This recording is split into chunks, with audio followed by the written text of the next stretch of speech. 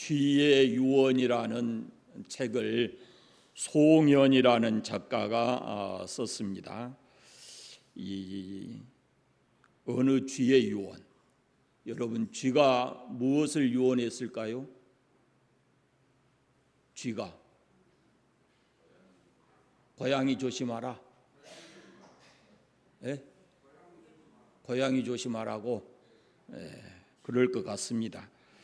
쥐가 이렇게 얘기를 했습니다. 유언이 내 말을 귀담아 들어보거라. 우리가 경계해야 할 것은 저마다 다른 무서움의 형식을 갖고 있다. 고양이와 쥐덫이 가장 무서운 것이 아니다.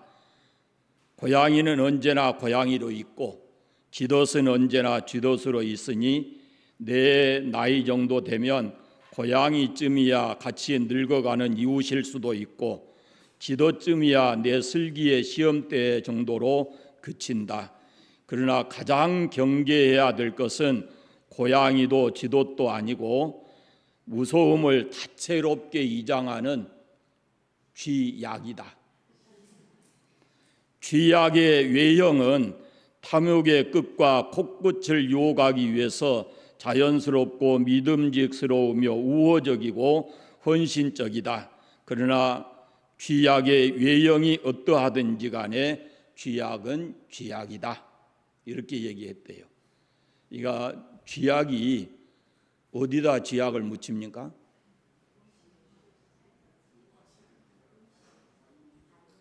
각각 다 다르잖아요. 어떤 집에는 멸치에다가 이렇게 해서 놔두기도 하고 쥐가 좋아하는 것이 뭔가 이게 따라서 다 다르게 하잖아요. 그러니까 다양하게 우리의 유혹하고 그러지만은 그것도 역시 쥐약이다라는 것입니다. 우리가 신앙생활하면서 이 점을 조심해야 합니다. 사단이 다양한 방법으로 우리에게 다가오지만 우리가 영적 분별력을 갖지 않으면 자칫 한 번은 이렇게 오고 한 번은 이렇게 오고 하는 그런 유혹에 자칫 넘어져서 우리가 우리의 신앙을 잃어버릴 수 있는 그런 우리에게는 우리의 신앙과 우리의 신앙 생명을 넘어뜨리려고 하는 그 영적 쥐약이 될 수 있다라는 그런 말씀입니다. 사실 성경에 보면은 신앙인들이 각각 다 다르잖아요. 그런 것 때문에 이렇게 넘어지는 그런 경우를 볼 수가 있습니다. 그러니까 이 쥐약이라는 것이 내 생명을 이렇게 영적 생명을 단축시키고 하나님과의 관계를 방해하는 그런 요소가 됩니다. 그래서 이거 조심해야 되는 것이죠. 또 하나는 이 바다와 독약이라는 일본 사람이 쓴 엔도 수샤쿠라고 하는 사람이 있는데 거기에 주인공이 로데라는 사람입니다. 이 사람이 2차 대전 당시에 이 후방 기지병원의 군의관이었어요. 그런데 이 사람이 이제 군부의 명령으로 생체 실험을 하는 일에 투입이 됐습니다. 수술을 핑계로 해서 이 포로들을 이 폐를 잘라내는 생체 시험을 하는 거예요. 사람이 폐가 얼마 정도 남아야 살 수 있는가 이런 것을 시험을 하는 거예요. 그러니까 포로들 멀쩡한 사람들 잡아다가 그 사람들을 배를 갈라놓고 폐를 자르는 겁니다. 어떤 사람은 절반을 자르고 어떤 사람은 더 자르고 이렇게 해서 얼마 동안이나 사람이 폐가 얼마나 남아 있으면 사람이 살 수 있는가라는 그런 시험을 하게 돼요. 그런데 그때마다 이 사람의 귀에서 들려오는 소리가 이런 것이 있습니다. 죽었다. 네가 죽였다. 그런 소리가 들리고 또 한쪽에서는 네가 한 거 아니다. 너는 아무런 책임이 없다. 이런 소리가 자꾸 들리는 거예요. 네가 한 행동이다. 아니다. 너는 책임이 없다. 이렇게. 그러던 어느 날 그가 이제 막 잘라낸 폐를 보면서 그냥 미쳐버렸어요. 정신이 이렇게 이상이 돼버렸어요.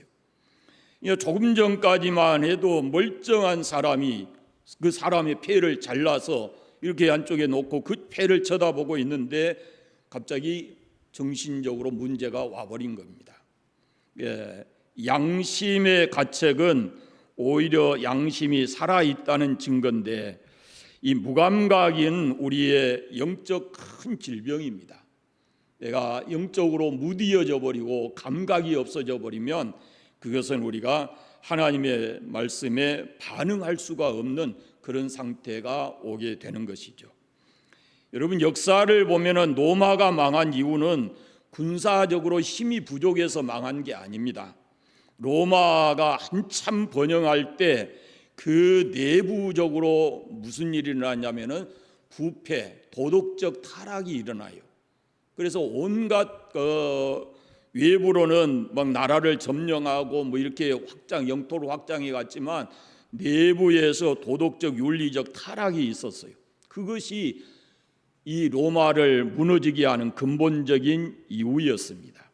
그러니까 우리가 이런 역사들을 보면서 이런 사람이나 이런 이야기들을 통해서 우리가 영적으로 무감각해지지 않고 하나님과 우리 사이에 어떤 이 걸림돌 장애물들이 있다면은 그것을 제거하고, 그리고 영적인 감각을 가지고 하나님 앞에서 신앙생활해야 된다라는 그런 말씀입니다. 영적으로 결코 무디어지면 안 돼요. 사람이 살면서 모든 기관이 이렇게 감각이 살아 있어야 되거든요. 그런데 그 안쪽에 무디어져 버리면은, 감각이 죽어버리면 어때요? 있어도 사용이 안 되는 거잖아요. 그래서 이걸 우리가 조심해야 됩니다. 오늘 말씀은 발람 거짓 선지자에 대한 이야기인데요. 이스라엘 백성이 강해지니까 두려움을 느끼게 된 민족이 있습니다. 모압과 미디안인데, 이 모압의 지도자였던 발락이 선지자 발람에게 이 사람을 동원해서라도, 거짓 선지자인 이 사람을 동원해서라도 하나님의 백성인 이스라엘을 저주하고 싶었어요. 그러니까 한 나라의 왕이 지금 거짓 선지자의 그 힘을 빌려서 이스라엘 민족을 저주하려고 했었습니다. 이 거짓 선지자를 자기 편으로 만들어야 되겠는데 어떻게 해야 되냐라고 하다가, 여기 보면은 돈과 권세, 명예 뭐 이런 것을 가지고 이제 발람을 유혹하는 겁니다. 자신을 축복하고 이스라엘을 저주하면은 큰 재물과 권세를 주겠다, 이렇게 얘기를 해요. 그러니까 선지자가 그 말을 듣고 거기에 걸려든다, 그런 말입니다. 그런데 하나님께서 이 선지자 발람에게 말씀합니다. 그 발락 왕과 거래하지 않도록 했어요. 거래하지 말라는 거예요. 그런데 처음에는 이 발람이 그 말씀을 듣는 듯 했어요. 그런데 그 자기 백성 이스라엘 백성을 저주하는 것은 물론이거니와 아예 그 함께 가는 것조차도 하나님께서 막으셨어요. 그런데 모압의 발락 왕의 요청이 계속돼요. 더 좋은 자리, 더 좋은 많은 재물, 이런 것으로 거듭 요청을 하니까 하나님께서 발람에게 가도록 이제 내버려 두십니다. 그러나 함께 가라 그래요. 그러나 하나님의 말씀하시는 것만 그렇게 얘기하라라고 말씀을 하셔요. 그 하나님은 거짓 선지자 발람을 사용해서 이스라엘의 적대 국가인 모압을 제압하는 그런 것을 해 오셨는데, 이 발람이라는 사람이 잘못 지금 끌려든 거예요.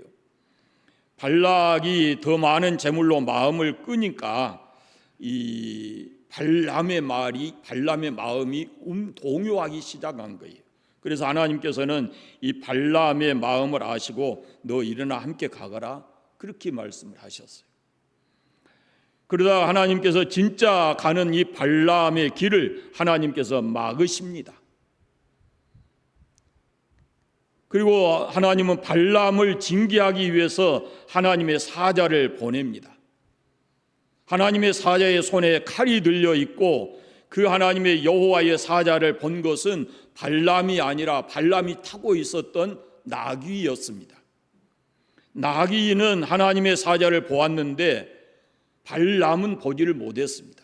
그래서 나귀가 밭으로 들어가죠. 이 말씀을 보면은 하나님께서 가라 그렇게 말씀하셨는데 이 발람이 진짜 가니까 하나님께서 그 길을 막으시거든요. 아침에 일찍이 일어나서 길을 떠나는데 발람에게 아마 지금 이 표면적으로 나타나지 않는 그 발람의 마음을 하나님께서 아셨을 것으로 그렇게 보입니다. 그래서 아마 그것이 명예와 어떤 재물에 대한 탐욕적인 그런 죄가 아닐까라는 생각이 듭니다. 더 많은 재물을 얻기 위해서, 더 높은 자리를 얻기 위해서 하나님의 명령을 이렇게 뒤로 하고 그 마음이 움직인 것이죠. 선지자지만 거짓 선지자라 할지라도. 그래서 하나님께서는 이 발람을 죽이기 위해서 하나님의 사자를 보냈습니다. 이 길목에 서서, 발람이 가는 길목에 서서 막고 칼을 든 채로 발람을 기다렸어요. 그런데 눈이 어두운 발람은 영적 세계와 영적 판단력을 할 수가 없었습니다. 하나님의 사자를 보지 못했어요. 실제로 하나님의 사자를 본 것은 바로 발람이 타고 다니던 나귀였습니다. 나귀가 하나님의 사자가 칼을 들고 서 있는 것을 보았습니다. 그래서 두려움에 사로잡힌 이 나귀는 길을 벗어나서 밭으로 피했고 그 길을 제대로 가지 아니하고 곁길로 이렇게 밭으로 나갔습니다. 이런 면만 보면은 발람보다도 발람이 타고 다닌 나귀가 어찌 보면은 더 낫다 이렇게 생각할 수도 있을지 모르겠어요. 이건 뭘 의미하냐면은 사람이 어떤 때는 짐승마도 못한 때가 있을 수 있다라는 거죠. 우리가 흔히 그러잖아요. 짐승만 또 못하다 이런 표현들 하잖아요. 무엇 때문에 그렇게 표현하는가 생각해 보세요. 사람이 무엇인가에 딱 이게 붙들리게 되면은 짐승만도 못하게 되는 그런 경우가 있습니다. 지금 이 모습이 발람의 이 모습이 딱 그런 것 아니겠습니까? 영적인 눈이 어두운 발람은 나귀의 이런 행동을 이해하지를 못했어요. 그래서 나귀를 때리기 시작합니다.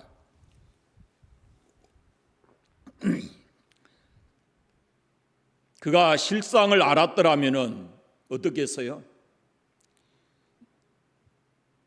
발람이 지금 그 하나님의 사자의 모습을 봤다면 어떻게 하겠어요? 나귀를 때릴 수 있겠습니까? 오히려 감사해야죠. 껴안고 쓰다듬어 주고 그렇게 했어야 맞지요.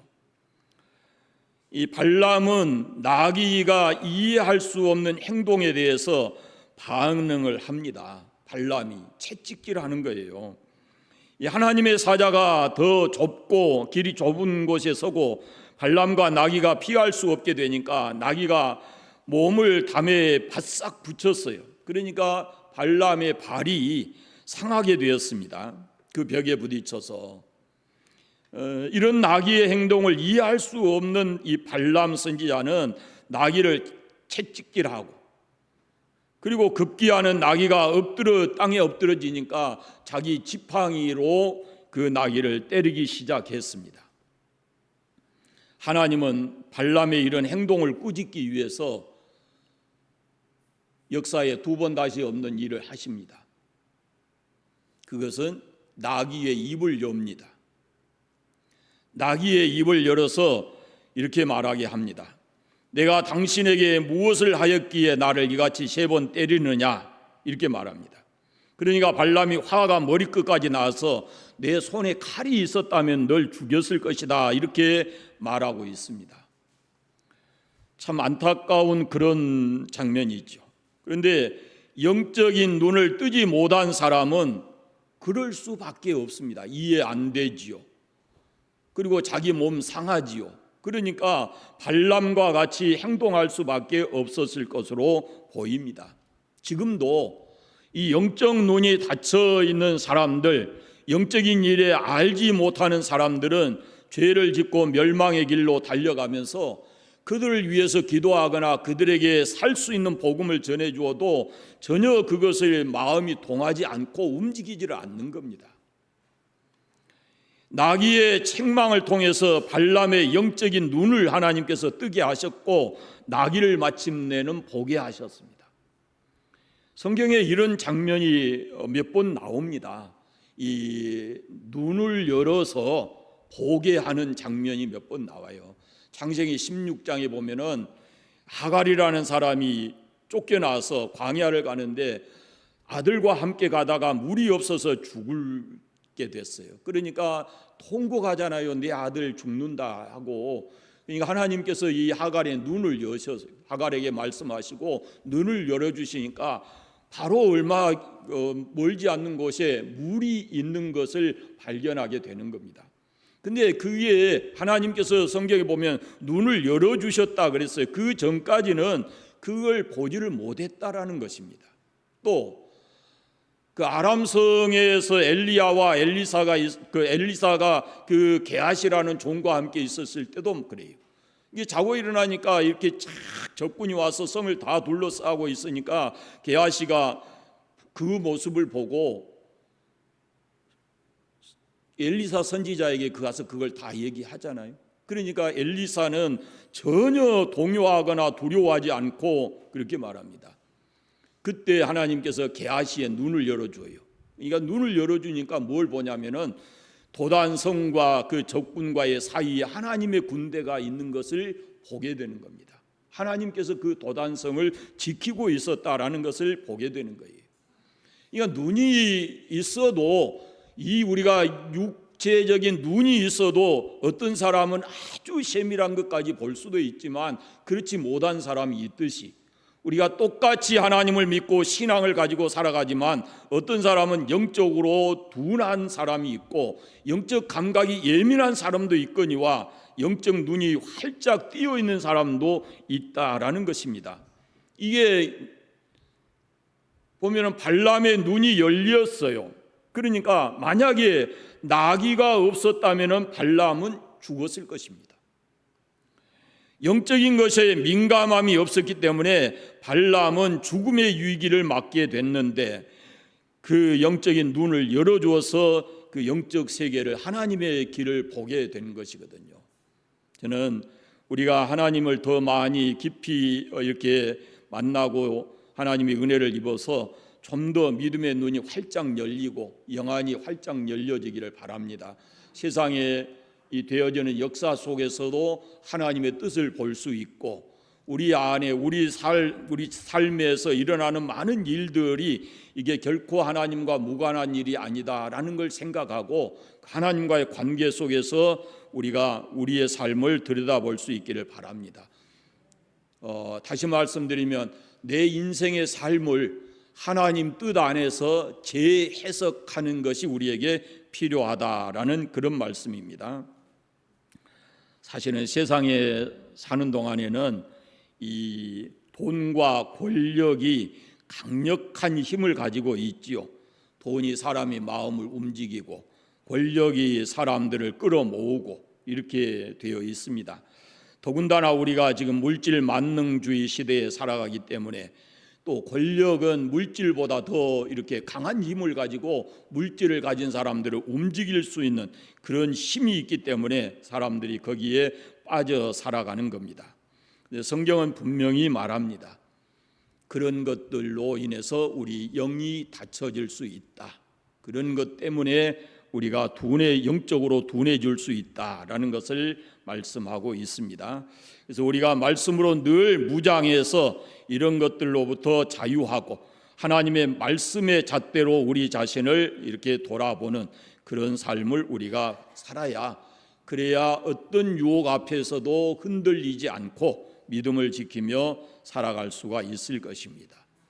지금 나오는 이 발람이나 또 사무엘서 초반에 나오는 엘리 제사장이나 이런 사람들을 보면은 지금 선지자라고 그러잖아요. 발람이. 그리고 제사장인 엘리잖아요. 가장 영적으로 영적 눈이 밝아야 될 사람들이거든요. 그런데 이 사람들이 지금 영적 눈이 어두운 사람들이었어요. 영적 민감성을 우리가 회복을 해야 되는 거예요. 영안을 띄우고 영적 민감성을 우리가 회복해야 되는데, 그러기 위해서 우리가 해야 될 일이 무엇인가라는 것을 한 번쯤은 깊이 생각해야 합니다. 발람은 이 재물과 권세에 대한 욕심 때문에 하나님의 사자를 보지 못했고, 제사장 엘리 제사장은 인생 말년에 자식들이 행한 죄까지도 볼 수 없을 만큼, 그게 둔할 만큼 그렇게 영적으로 눈이 어두워져 있었어요. 그래서 하나님의 말씀이 와도 듣지를 못한 거예요. 그래서 제사장은 못 듣고 누가 들어요? 어린 사무엘이 듣잖아요. 사무엘이. 그래서 사무엘에게 들려오는 하나님의 말씀을 이 제사장 엘리가 묻곤 했습니다. 하나님께서 내게 무엇을 말씀하시더냐라고 묻는 것이죠. 이렇게 하나님의 사람들은 세상 것 때문에 영적 눈이 닫혀서는 안 됩니다. 영적인 눈을 여는 것이 가장 좋은 방법은 매일같이 우리가 말씀과 기도를 해야 하는 것이죠. 우리 육안이 조금 어두워지게 되면 각종 방법을 우리가 쓰잖아요. 피곤하게 되면 어떻게 하고, 또 요즘에 의술 방법을 통해서도 눈을 밝게 하는 그런 일을 하는데, 영적으로는 다른 방법이 별로 없어요. 우리가 우리의 영안을 밝게 하려면은 말씀을 읽고 기도하고 하는, 이것이 우리가 영적으로 늘 감각을 가지고 하나님과 교제하며 살아갈 수 있게 하는 방법이다라는 걸 잊지 않으시기 바랍니다.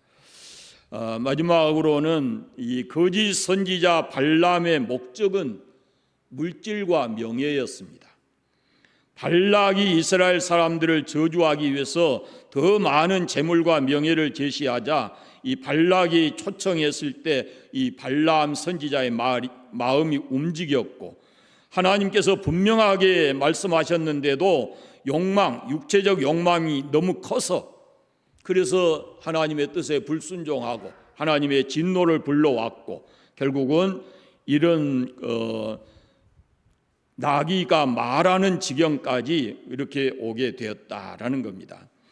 하나님께서 나귀의 입을 여셔서 발람을 책망하시고, 마지막에는 발람의 눈을 열어서 왜 이 상황이 왔는지까지 이렇게 알려주시는 모습을 볼 수가 있습니다.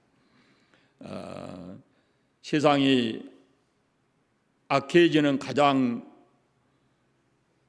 큰 이유 중에 하나가 말세에 사람들이 돈을 사랑한다라는 말씀이 있는데, 그 때문에 아니면 어떤 또 다른 이유 때문에 이런 하나님 앞에 죄를 짓는 모습을 보면, 가끔은 우리가 너무 흉측한 죄를 범한 사람들이 텔레비전에서 얼굴을 보여주는데, 얼굴은 이렇게 선하게 생겼어요. 그런데 그 속에 그를 움직이는 영이 너무 무서운 거예요.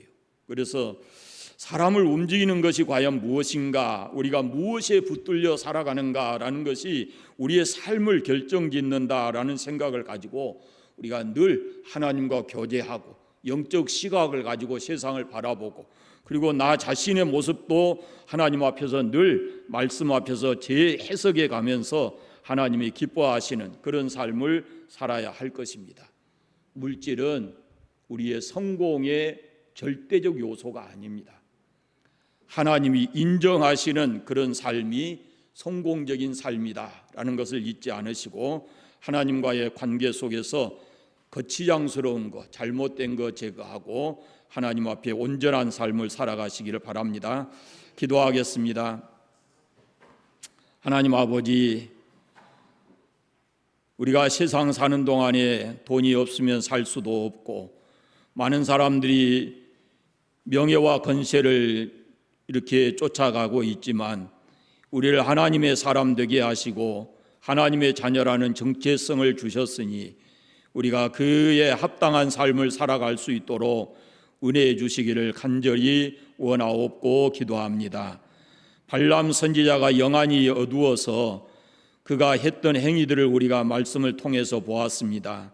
하나님 아버지, 우리 영적 눈을 활짝 열어주셔서 이 역사 속에 하나님이 일하시는 모습과 그리고 우리와 함께 계신 하나님이 나를 통해서 지금도 역사하고 계심을 깨닫게 해주시고 하나님의 은혜 안에서 우리가 늘 살아가게 해주시기를 간절히 원하옵고 기도합니다. 하나님의 뜻에 순종하기 위해서 지금 내가 버려야 되고 지금 내가 멈춰 서야 될 곳이 무엇인지를 깨닫게 해주시고 정말로 하나님이 원하시는 삶의 방향으로 우리가 한 걸음 한 걸음 나아갈 수 있도록 은혜해 주시기를 간절히 원하옵고 기도합니다. 또한 아버지 하나님, 우리가 물질에 지나친 욕망 때문에 우리의 삶이 어그러지지 않도록 성령 하나님께서 우리 마음들을 붙들어 주시옵시고 또 아버지 하나님, 세상 사람들과 더불어 살아가면서도 욕먹는 그런 삶을 살아가지 않도록 관계를 잘 맺고 살아가는 지혜로운 삶이 되게 해 주시기를 원하옵고 기도합니다. 이제 다시 삶의 현장에 갑니다. 그러나 삶의 현장에 가서도 그리스도인답게 살게 하시고 우리의 삶이 그리스도 예수의 향기를 드러내는 축복된 삶이 되게 하여 주시옵소서. 한 주간도 주님과 동행하고 믿음으로 승리하게 해주시기를 간절히 원하옵고 예수 그리스도의 이름으로 기도드립니다. 아멘.